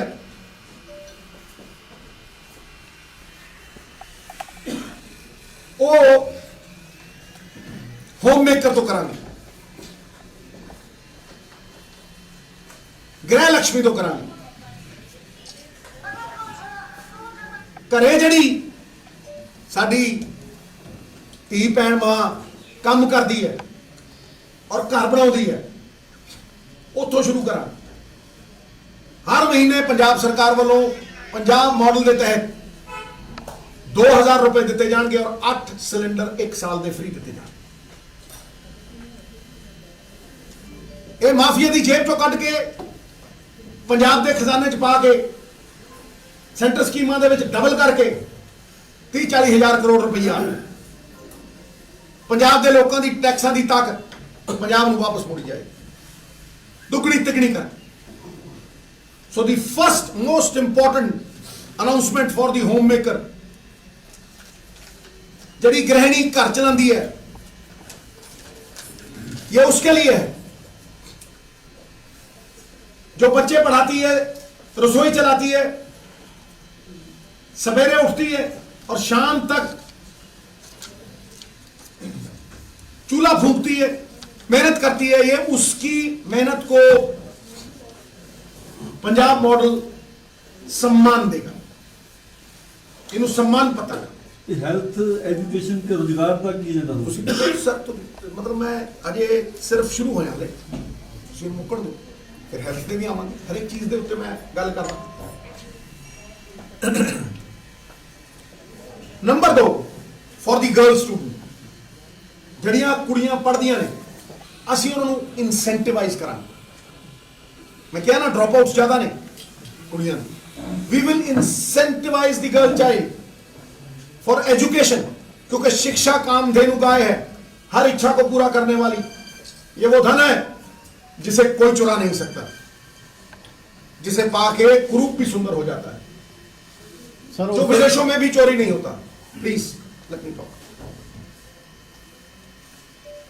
कोई भी कुड़ी जो 5वीं पास करेगी 5000 रुपया दिता जाएगा, 8वीं पास करेगी 10,000 रुपया दिता जाएगा, 10वीं पास करेगी 15,000 रुपया दिता जाएगा और एक टैबलेट दी जाएगी, कंप्यूटर टैबलेट दी जाएगी, ताकि वो घरे बैठ के अगर पिंडा चो तुर के जांदियां ने कि बस स्टैंडा ते खड़दियां ने, फिर अजीब अजीब किस्से होंगे। ਉਹਦੀ ਆਪ ਨਿਰਭਰਤਾ ਨੂੰ ਮੱਦੇਨਜ਼ਰ ਰੱਖਦੇ ਹੋਏ ਹਾਇਰ ਐਜੂਕੇਸ਼ਨ ਦੇ ਵਾਸਤੇ ਅਗਰ ਉਹ ਕਾਲਜ ਪੜ੍ਹਨਾ ਚਾਹੁੰਦੀ ਹੈ, ਉਹਦੀ ਟਰਾਂਸਪੋਰਟੇਸ਼ਨ ਦਾ ਖਿਆਲ ਰੱਖਦੇ ਹੋਏ এনवायरमेंट ਫ੍ਰੈਂਡਲੀ ਸਕੂਟੀ ਦਿੱਤੀ ਜਾਏ। ਸਰ ਹਰ ਲੜਕੀ ਵਾਸਤੇ ਮੈਂ ਕਹਿ ਰਿਹਾ ਜਿਹੜੀ ਕਾਲਜ ਦੇ ਵਿੱਚ ਜਾਣਾ ਚਾਹੁੰਦੀ ਹੈ ਉਹ ਪੜ੍ਹਨਾ ਚਾਹੁੰਦੀ ਹੈ ਸਰ। ਕਾਸਟ ਨਹੀਂ ਕੁਛ ਨਹੀਂ ਹੈਗਾ। ਮੈਂ ਕਿਹਾ ਯਾਰ ਕਾਸਟ ਕਿੱਥੇ ਹੈ? ਗੁਰੂਆਂ ਦੀ ਧਰਤੀ ਦੇ ਉੱਤੇ ਕਿਹੜੀ ਕਾਸਟ ਹੈ? For everyone. ਕੋਈ ਕਾਸਟ ਨਹੀਂ ਹੈ ਮਾਈ। For everyone caste. ਮੈਂ ਕੀ ਆਖਿਆ, ਜਿਹੜੀ ਕੁੜੀ ਇਨਸੈਂਟੀਵਾਈਜ਼ ਕਰ ਰਹੇ ਹਾਂ, ਜਿਹੜੀ ਕੁੜੀ ਪੜ੍ਹਨਾ ਚਾਹੁੰਦੀ ਹੈ ਅੱਗੇ, ਕਾਲਜ ਜਾਣਾ ਚਾਹੁੰਦੀ ਹੈ ਅੱਗੇ, ਫਿਰ ਉਹ ਅਗਰ ਹਾਇਰ ਐਜੂਕੇਸ਼ਨ ਕਰਨਾ ਚਾਹੁੰਦੀ ਹੈ, PhD ਕਰਨਾ ਚਾਹੁੰਦੀ ਹੈ, ਕਿਸੇ ਤਰੀਕੇ ਦੀ ਵੀ ਆਪਣੀ ਐਜੂਕੇਸ਼ਨ ਦੇ ਨਾਲ ਆਪਣੇ ਅਰਮਾਨਾਂ ਨੂੰ ਖੰਭ ਲਾਉਣਾ ਚਾਹੁੰਦੀ ਹੈ, ਤੇ ਪੰਜਾਬ ਮਾਡਲ ਨੂੰ 2 ਲੱਖ ਰੁਪਏ ਦਾ ਲੋਨ ਦੇਗਾ, ਇੰਟਰਸਟ ਫ੍ਰੀ। ਅਸੀਂ ਪੈਰਾਂ ਤੇ ਖੜਾ ਕਰਨਾ ਉਹਨੂੰ। ਇੱਥੇ ਜੁਮਲੇ ਨਹੀਂ। ਕੇਜਰੀਵਾਲ ਸਾਹਿਬ ਨੂੰ ਪੌਣੇ 5 ਸਾਲ ਬਾਅਦ ਸੁਝੀ ਹੈ। ਜੇ ਕਿਤੇ ਉਹਨਾਂ ਨੇ ਦਿੱਲੀ ਦੇ ਵਿੱਚ ਇਹੀ 1000 ਰੁਪਏ ਦਿੱਤਾ ਹੁੰਦਾ ਨਾ, ਤੇ ਮੈਂ ਉਹਨਾਂ ਦਾ ਸਨਮਾਨ ਕਰਦਾ। ਇੱਕ ਮਿੰਟ ਯਾਰ, ਇੱਕ ਮਿੰਟ ਕਰਦਾ। ਜੇ ਕਿਤੇ ਦਿੱਲੀ ਉਹਨਾਂ ਨੇ ਦਿੱਤਾ ਹੁੰਦਾ ਤੇ ਮੈਂ ਉਹਨਾਂ ਦਾ ਸਨਮਾਨ ਕਰਦਾ। ਕੈਪਟਨ ਅਮਰਿੰਦਰ ਸਿੰਘ ਦਾ ਚੱਲਿਆ ਕਾਰਤੂਸ, ਉਹਦੀ ਕੀ ਗੱਲ ਕਰਨੀ? ਫੁੱਸ ਪਟਾਕਿਆਂ ਦੀ ਗੱਲ ਥੋੜੀ ਕਰਨੀ। ਇਹ ਜੀ ਕਈ ਵਾਅਦੇ ਕੀਤੇ ਸੀ ਵਾਅਦੇ ਕੀਤੇ। ਬੱਚਿਆਂ ਨੂੰ ਲੈਪਟਾਪ ਦੇਣੇ। ਮੈਂ ਕਿਹਾ ਮੇਰੀ ਗੱਲ ਨੂੰ ਸੁਣੋ, ਫਰਕ ਹੈ ਨਾ। ਤਾਂ ਹੀ ਤੇ ਨਵਾਂ ਪੰਜਾਬ ਹੈ, ਨਵੀਂ ਸੋਚ ਹੈ, ਤਾਂ ਹੀ ਤੇ ਲੋਕ ਇਕੱਠੇ ਹੁੰਦੇ ਆ ਕਿਸੇ ਦੀ ਇਮਾਨ ਦਾ। ਫਿਰ ਉਹ ਤਾਂ ਕਹਿੰਦੇ ਹੁੰਦੇ ਕੈਪਟਨ ਅਮਰਿੰਦਰ ਸਿੰਘ ਉਤਰਦਾ ਹੀ ਨਹੀਂ, ਉਤਰ ਗਿਆ ਨਾ, ਫਿਰ ਮੁੱਛਾਂ ਦਾ ਫੁੱਟ ਪੱਟ ਕੇ ਮਾਰਿਆ ਨਾ, ਲੱਭਦਾ ਹੈ ਕਰੇ ਬੈਠੇ ਫੁੱਸ ਪਟਾਕੇ, ਉਹਦੀ ਗੱਲ ਜੋ ਚਲਾ ਗਿਆ ਉਸ। ਅਗਲਾ ਜਿਹੜਾ ਸਟੈਪ ਜਿਹਦੇ ਤੇ ਮੈਂ ਆਉਣਾ ਚਾਹੁੰਦਾ,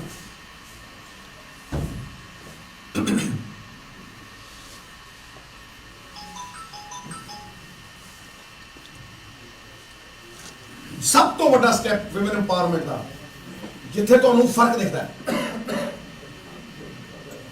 ਕੋਈ ਵੀ ਪ੍ਰਾਪਰਟੀ ਜਦੋਂ ਰਜਿਸਟਰ ਹੁੰਦੀ ਹੈ, ਔਰਤਾਂ ਦੇ ਨਾਮ ਦੇ ਉੱਤੇ ਪ੍ਰਾਪਰਟੀ 1.8% ਹੈ ਪੰਜਾਬ ਵਿੱਚ। ਬਰਾਬਰ ਦੇ ਅਧਿਕਾਰ ਨੇ, ਪਰ ਤੁਸੀਂ ਦੇਖੋ ਔਰਤਾਂ ਦੇ ਨਾਮ ਦੇ ਉੱਤੇ ਅਗਰ ਪ੍ਰਾਪਰਟੀ ਹੈ ਤੇ 1.8, in spite of the fact that women have equal rights, उन्हें बराबर के अधिकार है। इस करके पंजाब मॉडल ये डिक्लेयर करता है कि औरतों को प्रॉपर्टी रजिस्ट्रेशन की सारी फीस माफ होगी। प्रॉपर्टी रजिस्ट्रेशन की साडियां धीआं भैणां नूं सारी फीस माफ होगी। नंबर 4, 23 ਜ਼ਿਲ੍ਹੇ ਨੇ, ਕਾਂਗਰਸ 28 ਮੰਨਦੀ ਹੈ, ਉਹ ਹੋਰ ਤਰੀਕੇ ਨਾਲ ਦੇਖਦੀ ਹੈ, ਲੇਕਿਨ ਅਸੀਂ 23 ਜ਼ਿਲ੍ਹਿਆਂ ਦੇ ਵਿੱਚ ਔਰਤਾਂ ਦੇ ਹੁਨਰ ਨੂੰ ਤਰਾਸ਼ਣ ਦੇ ਲਈ, ਹੀਰਾ ਵੀ ਕੋਲੇ ਦੀ ਦੁਕਾਨ 'ਚ ਮਿਲਦਾ, ਲੇਕਿਨ ਉਹ ਕੋਲਾ ਨਹੀਂ ਹੁੰਦਾ ਜੌਹਰੀ ਦੇ ਲਈ, ਉਹਨੂੰ ਤਰਾਸ਼ ਕੇ ਉਹਦੀ ਚਮਕ ਬਣਾ ਕੇ ਉਹਨੂੰ ਹੀਰਾ ਬਣਾ। ਔਰਤਾਂ ਦਾ ਹੁਨਰ ਨਿਖਾਰਨ ਦੇ ਲਈ, ਸਮਾਰਨ ਦੇ ਲਈ ਅਸੀਂ ਪੰਜਾਬ ਮਾਡਲ ਦੇ ਤਹਿਤ ਹਰੇਕ ਡਿਸਟ੍ਰਿਕਟ ਦੇ ਵਿੱਚ ਔਰਤਾਂ ਦਾ ਇੱਕ ਸਕਿੱਲ ਡਿਵੈਲਪਮੈਂਟ ਸੈਂਟਰ ਖੋਲਾਂਗੇ। ਉਹਦੀ ਕਲਾ ਨੂੰ ਸੰਭਾਲੇ, ਉਹਦੀ ਕਲਾ ਨੂੰ ਨਿਖਾਰੇ, ਭਾਵੇਂ ਉਹ ਰਸੋਈ ਦੀ ਕਲਾ, ਉਹਦੀ ਖਾਣਾ ਬਣਾਉਣ ਦੀ ਕਲਾ। ਬੰਬੇ ਦੇ ਵਿੱਚ ਦੇਖੋ ਤੁਸੀਂ ਟਿਫਨ ਕਲਚਰ ਚੱਲਦਾ ਹੈ, ਭਾਵੇਂ ਉਹ ਐਮਬ੍ਰੋਇਡਰੀ ਦੀ ਹੈ, ਭਾਵੇਂ ਉਹ ਸਟਿਚਿੰਗ ਦੀ ਹੈ। ऐसियां 1000 चीज़ां ने ਜਿਹੜੀਆਂ ਔਰਤਾਂ ਕਰਦੀਆਂ,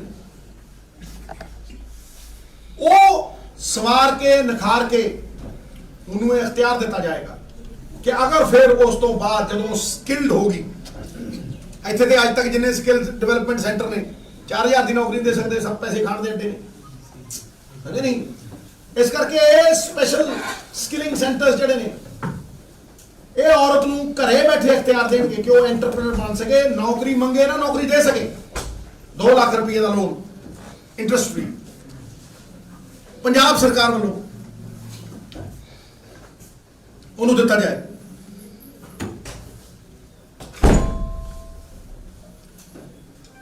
ਅਗਰ ਉਹਨੇ ਕਿਸੇ ਤਰ੍ਹਾਂ ਵੀ ਬਿਜ਼ਨਸ ਕਰਨਾ ਹੈ ਤੇ ਪੰਜਾਬ ਸਰਕਾਰ ਵੱਲੋਂ ਸਿੰਗਲ ਵਿੰਡੋ ਸਿਸਟਮ अलग औरतों के लिए खोले जाए, single window system specially for women. और ये वो विंडो नहीं होगी जिन्हें पीछे और विंडो खोल दी 10% सेवा तो 90% मेवा, ये वो नहीं होएगा। एक बड़ा सिंपल सिस्टम होएगा ਈਵਨ ਐਟ ਡਿਸਟ੍ਰਿਕਟ ਲੈਵਲਸ।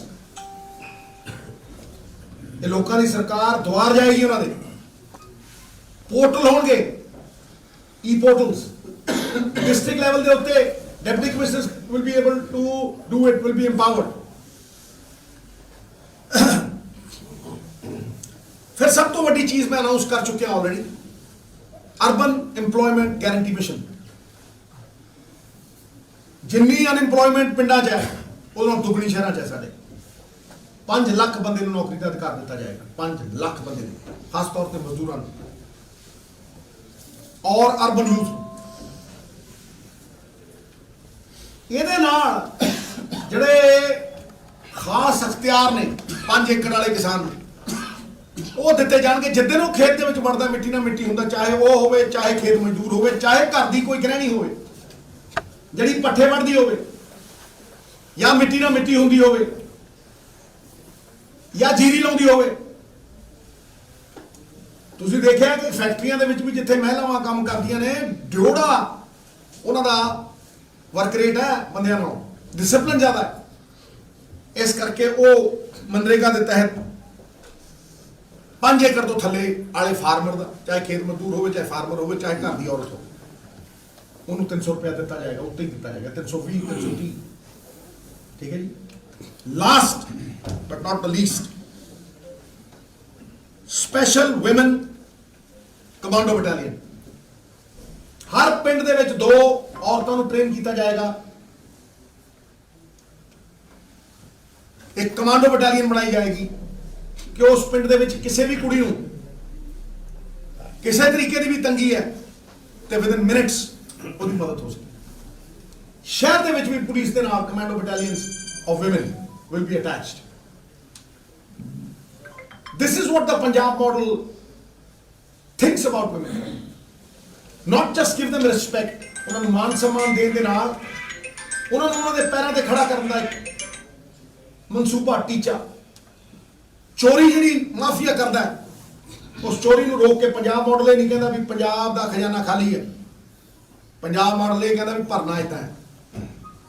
ਇਹ ਚੋਰੀਆਂ ਮੋਰੀਆਂ ਇਦਾਂ ਰੋਕਣੀਆਂ ਔਰ ਇਸ ਤਰੀਕੇ ਦੇ ਨਾਲ ਪੰਜਾਬ ਨੂੰ ਇੱਕ ਵੈਲਫੇਅਰ ਸਟੇਟ ਬਣਾਉਣਾ। ਵੈਲਫੇਅਰ 100 ਪਰਿਵਾਰਾਂ ਦਾ ਨਹੀਂ, 50 ਪਰਿਵਾਰਾਂ ਦੇ ਪਾਵੇ ਨਾਲ ਪੰਜਾਬ ਦੇ ਲੋਕਾਂ ਦੀ ਤਾਕਤ ਨਹੀਂ ਬਣਨੀ। ਇਹ ਕਨਸਟੀਟਿਊਸ਼ਨ ਦੀ ਸਪਿਰਿਟ ਦੇ ਮੁਤਾਬਕ the power of the people must return to the people। ਉਹਨਾਂ ਦੇ ਟੈਕਸਾਂ ਦੀ ਤਾਕਤ ਦੁੱਗਣੀ ਤਿੱਗਣੀ ਕਰਕੇ ਉਹਨਾਂ ਨੂੰ ਡਿਵੈਲਪਮੈਂਟ ਦੇ ਫਾਰਮ ਦੇ ਵਿੱਚ ਵਾਪਸ ਦਿੱਤੀ ਜਾਏਗੀ। ਇਹੀ ਨਵਾਂ ਪੰਜਾਬ ਹੈ, ਇਹੀ ਨਵੀਂ ਸੋਚ ਹੈ, ਇਹੀ ਨਵਾਂ ਪੰਜਾਬ ਮਾਡਲ ਦਾ ਪਲਾਨ ਹੈ। ਮੈਂ ਕਦੇ ਕਿਸੇ ਹੋਰ ਚੀਜ਼ ਦੀ ਗਾਰੰਟੀ ਦਿੱਤੀ, ਜੋ ਜ਼ਬਾਨ ਦਿੱਤੀ ਹੈ ਉਹ ਤੇ ਮੈਂ ਖੜਾ ਰਿਹਾ। Will all this be part of this manifesto? We have already put, see the manifesto has so many things, I cannot disclose them at the moment, but this all will be discussed and will be part and parcel. Will this be the part of? मैं क्या हूँ, देखो, let me not disclose everything. तो मुझे मैं press conference करने को कारण होने नहीं। So what I'm saying is that this is the Congress. This is the Congress. एक कांग्रेस का प्रधान जी तो गल कर रहे हैं तो फिर वो कांग्रेस है ना। ये 36,000 ਦੇ ਕੱਚੇ ਮੁਲਾਜ਼ਮ ਜੀ ਉਹਨਾਂ ਲੜਕੇ ਦੇ ਵਿੱਚ ਕੰਮ। देखो मेरी गल ਨੂੰ सुनो, ਅਨਾਉਂਸਮੈਂਟਾਂ ਕੀਤੀਆਂ ਉਹਨੇ, ਇੰਟੈਂਟ ਅੱਛੀ, ਲੇਕਿਨ ਅਸੀਂ ਇੱਕ ਪ੍ਰੋਸੀਜਰ ਦੇਾਂਗੇ, ਇੱਕ ਪਾਲਿਸੀ ਦੇਾਂਗੇ, ਬਜਟਰੀ ਐਲੋਕੇਸ਼ਨ ਦੇਾਂਗੇ ਉਹਨੂੰ 2 ਮਹੀਨੇ ਦੇ ਲਈ ਨਹੀਂ, 2022 ਮਾਰਚ ਤੋਂ 5 ਸਾਲ ਇੱਕ ਸਟੈਟਿਕ ਤਰੀਕੇ ਦੇ ਨਾਲ, ਬਜਟਰੀ ਐਲੋਕੇਸ਼ਨ ਦੇ ਨਾਲ, ਪਾਲਿਸੀ ਦੇ ਨਾਲ ਪੰਜਾਬ ਨੂੰ ਯੋਜਨਾਬੱਧ ਤਰੀਕੇ ਦੇ ਨਾਲ, ਨੀਤੀਬੱਧ ਤਰੀਕੇ ਦੇ ਨਾਲ, ਚੰਗੀ ਨੀਅਤ ਦੇ ਨਾਲ ਵਾਪਸ ਲਿਆਵਾਂਗੇ। ਕੇਜਰੀਵਾਲ ਨੂੰ ਤੁਸੀਂ ਕਹਿ ਰਹੇ ਸੀ ਕਿ ਲਿਆਉਣਗੇ ਇਨਕਮ, ਹੁਣ ਤੁਸੀਂ ਡਬਲ ਕਰਤਾ ਉਹਨਾਂ ਨਾਲ। ਨਹੀਂ, ਮੇਰੀ ਇੱਕ ਗੱਲ ਨੂੰ ਤਾਂ ਸਮਝ ਲਓ, ਤੇ ਮਾਫੀਆ ਕੌਣ ਰੋਕੂ? ਸਰ ਹਰ ਚੀਜ਼ ਮਾਫੀਆ ਦੀ ਠਹਿਰ ਜਾਣਾ ਯਾਰ, ਮੇਰੀ ਗੱਲ ਨੂੰ ਸੁਣ, ਬੜੀ ਸਿੰਪਲ ਜੀ ਗੱਲ ਮੈਂ ਕਰਦਾ। ਤੇਲੰਗਾਨਾ ਇੱਕ ਹਫ਼ਤੇ 'ਚ 50 ਕਰੋੜ ਰੇਟ ਤੋਂ ਕਮਾਉਂਦਾ, 300 ਕਿਲੋਮੀਟਰ ਦਰਿਆ। ਅਸੀਂ ਇੱਕ ਸਾਲ 'ਚ 40 ਕਰੋੜ। ਤਾਂ ਮਜੀਠੀਆ ਜਿਹੜਾ ਕਰਾਰ ਹੈ, ਫਰਾਰ ਹੈ, ਇਨਕਮ ਕਰਦਾ ਰਿਹਾ। ਠੀਕ ਹੈ ਨਹੀਂ, ਬਹੁਤ ਲੋਕ ਨੇ। ਉਸ ਤੋਂ ਅੱਗੇ ਆ ਤਾਮਿਲਨਾਡੂ 37,000 ਕਰੋੜ ਰੁਪਇਆ ਸ਼ਰਾਬ ਤੋਂ ਕਮਾਉਂਦਾ। ਮੈਂ ਸ਼ਰਾਬ ਦੇ ਹੱਕ 'ਚ ਨਹੀਂ, ਅਸੀਂ ਸੁਖਣਾ ਲੇਕ ਨਾਲ ਦੁੱਗਣੀ ਖਾਪਰਦਾ ਸਾਡੀ। 2002 ਦੇ ਵਿੱਚ ਉਹ 2,500 ਕਰੋੜ ਕਮਾਉਂਦੇ ਸੀ, 2000। ਅੱਜ ਉਹ 37,000 ਕਰੋੜ ਕਮਾਉਂਦੇ, ਅਸੀਂ 3,000। ਭਾਈ ਕਿਉਂ ਕੇਵਲ ਤੋਂ 5-7 ਹਜ਼ਾਰ ਕਰੋੜ ਰੁਪਈਆ ਇਸ ਬੰਦੇ ਦੇ ਹੱਥ ਦੇ ਰੱਖੀ ਹੈ। ਕਾਨੂੰਨ ਆਉਂਦਾ ਰਿਹਾ ਕਿ ਨਹੀਂ, ਲੇਕਿਨ ਇਹ ਚੀਫ ਮਿਨਿਸਟਰ ਦੇ ਹੱਥ ਹੈ, ਇਹ ਪਾਰਟੀ ਦੇ ਹੱਥ ਹੈ। ਦੂਸਰੀ ਗੱਲ ਹੁਣ ਕਾਂਗਰਸ ਦੀ ਸੀਐਮ ਆਪਣਾ ਹੀ ਹੈ। ਮੈਂ ਕਿਹਾ ਮੇਰੀ ਗੱਲ ਸੁਣੋ, ਜਿਹੜੀ ਸੀਐਮ ਹੁੰਦੀ ਆਪਣਾ, ਮੈਂ ਕਿਹਾ ਸੀਐਮ ਆਪਣਾ ਹੈ ਤੇ ਤੁਸੀਂ ਇਹ ਦੇਖੋ ਕਿ 3 ਮਹੀਨਿਆਂ ਦੇ ਵਿੱਚ ਬਦਲਾਅ ਆਇਆ ਕਿ ਨਹੀਂ ਆਇਆ। ਤਾਂ ਹੀ ਤੇ ਪਹਿਲਾ ਸੀਐਮ ਲਿਆ, ਤਾਂ ਹੀ ਤੇ ਕੈਪਟਨ ਘਰੇ ਬੈਠਾ ਦਰਵਾਜ਼ੇ ਦੇ ਹੋਊਗਾ। ਜਿਹੜਾ 5 ਸਾਲ ਲਈ ਲੋਕਾਂ ਨੇ ਮਤਲਬ ਚੁਣਿਆ ਸੀ, ਉਹਨਾਂ ਦੇ ਵਾਅਦਿਆਂ ਤੇ ਵਿਸ਼ਵਾਸ ਕੀਤੇ, ਅੱਜ ਮੰਨ ਲਓ ਤੁਹਾਡੇ ਤੇ। ਵੇਖੋ ਮੈਂ ਠੋਕ ਕੇ ਕਹਿ ਚੁੱਕਿਆ, ਇਹਦਾ ਜਵਾਬ ਸਰਦਾਰ ਸਾਹਿਬ ਤੁਸੀਂ ਸ਼ਾਇਦ ਸੁਣਿਆ ਨਹੀਂ ਕਿ ਅਸੀਂ 78 ਐਮਐਲਏ ਸੀ, ਕਾਂਗਰਸ ਦੇ ਲੋਕਾਂ ਨੇ ਚੁਣੇ, ਪਰ ਸਾਡਾ ਮੁੱਖ ਮੰਤਰੀ ਬੀਜੇਪੀ ਦਾ ਸੀ। ਬਾਮ ਰੋਡ ਲਾਸਟ ਦਾ ਕਿਉਂ ਹੈ? ਲਾਸਟ ਜੋ ਪਹਿਲਾਂ ਤੋਂ ਕਹਿੰਦਾ ਸਿੱਧੂ ਨੱਥਾ Singh and Prem Singh ਵਾਲਣ the same thing ਨਹੀਂ ਕਹਿੰਦਾ ਸੀ। ਇਲੈਕਸ਼ਨ ਚ ਆਉਣ ਤੋਂ ਪਹਿਲਾਂ ਕਹਿੰਦਾ ਸੀ ਸਿੱਧੂ ਲੜਦਾ ਨਹੀਂ ਰਿਹਾ, ਸਿੱਧੂ ਨੇ ਸੱਤਾ ਨਹੀਂ ਹਟਾਈ, ਸਿੱਧੂ ਕੈਪਟਨ ਦੇ ਨਾਲ ਲੜਦਾ ਰਿਹਾ।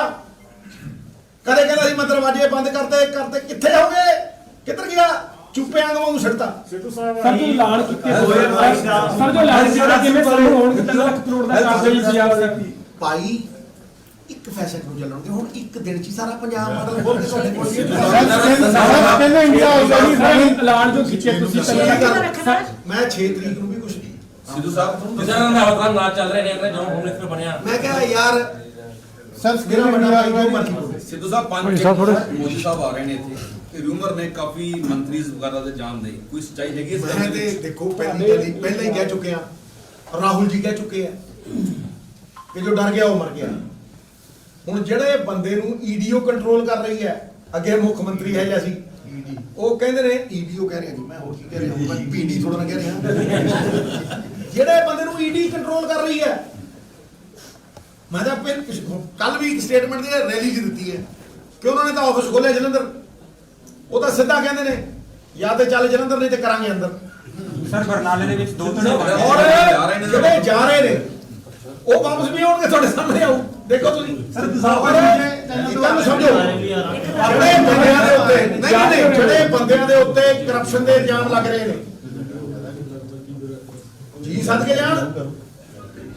ਜਿਹੜੀ ਤੁਸੀਂ ਅੱਜ ਦੀ ਰੈਲੀ ਕਰਕੇ ਆਏ ਹੋ ਛੇਣੇ ਦੇ ਵਿੱਚ ਬੜੀ ਵਾਰ ਇਹਦੀ ਇਹ ਸਨ ਅੱਜ ਦੀਆਂ ਮੁੱਖ ਖਬਰਾਂ। ਮੈਨੂੰ ਮਨਪ੍ਰੀਤ ਕੌਰ ਨੂੰ ਦਿਓ ਇਜਾਜ਼ਤ ਤੇ ਹੋਰ ਵਧੇਰੇ ਖਬਰਾਂ ਲਈ ਜੁੜੇ ਰਹੋ ਇੰਡੀਆ ਪਲੱਸ USA ਦੇ ਨਾਲ।